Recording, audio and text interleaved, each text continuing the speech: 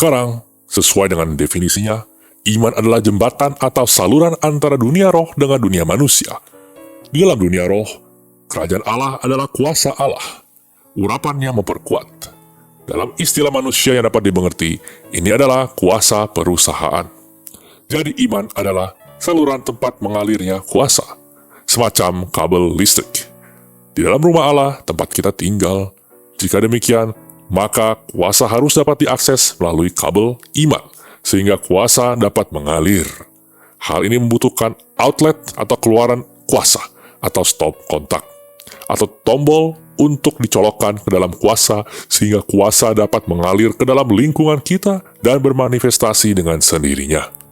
Stop kontak atau tombol yang dapat menyalakan kuasa atau urapan dan mengizinkannya untuk mengalir ke dalam hidup kita adalah doa. Doa adalah tombol yang mengizinkan Roh Kudus untuk mengalir ke dalam hidup kita melalui saluran, jembatan, atau kabel, yaitu iman, dari dunia yang tidak kelihatan ke dunia yang nyata. Iman diaktifkan oleh doa yang adalah pengakuan iman yang keluar dari mulut kita. Berarti ini adalah tindakan yang kita lakukan secara sadar. Kerajaan Allah didemonstrasikan dengan tindakan. Ketika firman didengar dan firman didemonstrasikan, iman datang. Mari kita lihat selanjutnya, yaitu iman adalah sebuah hukum. Roma 3 ayat 27.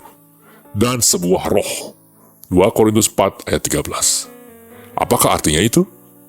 Iman adalah sebuah hukum karena selalu beroperasi dengan cara yang sama dan membawa hasil dari segala sesuatu yang tidak terlihat, yaitu dari dunia spiritual kerajaan Allah. Iman adalah hukum rohani, dan jika dipraktekkan sejalan dengan firman Allah, selalu bekerja seperti hukum fisik yang senantiasa bekerja. Hukum yang diperintahkan oleh Allah untuk bermanifestasi secara konsisten dengan cara tertentu sebagai respon terhadap performance atau tindakan kita. Hukum ini diperintahkan oleh Allah untuk terjadi. Kapan? Ketika iman dipraktekkan sejalan dengan Alkitab. Ini merupakan roh dari Roh Kudus yang bermanifestasi atau melayani melalui dan dari Roh Kudus. Paulus menyatakan bahwa kita mempunyai roh iman. Mengapa? Karena Yesus adalah pencipta dan penyelesai, yaitu yang menggenapi iman kita. Ibrani 12 ayat 13. Jadi dialah sumber iman. Melalui iman di dalam Yesus Kristus kepada semua dan bagi semua yang percaya. Roma 3 ayat 22. Karena kita semua berasal dari satu roh yang kudus, kita mempunyai roh iman. Bagaimanakah hukum iman beroperasi?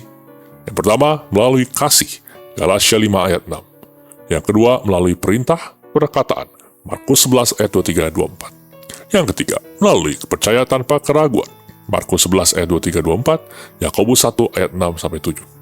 Yang keempat, melalui perjalanan di dalamnya, 2 Korintus 5 ayat 7. Yang kelima, melalui pengakuan dengan keras keluar dari mulut, Roma 10 ayat 8. Yang keenam, melalui pendengaran firman, Galatia 3 ayat 2, Roma 10:17. Dan yang terakhir, paling penting, yaitu melalui Yesus, Roma 3 ayat 26. Mari berjalan dalam kuasa Roh Kudus dan mengupas tentang peperangan spiritual. Subscribe YouTube channel kami dan nyalakan lonceng notifikasi serta follow sosial media kami untuk mendapatkan konten Kristiani secara reguler.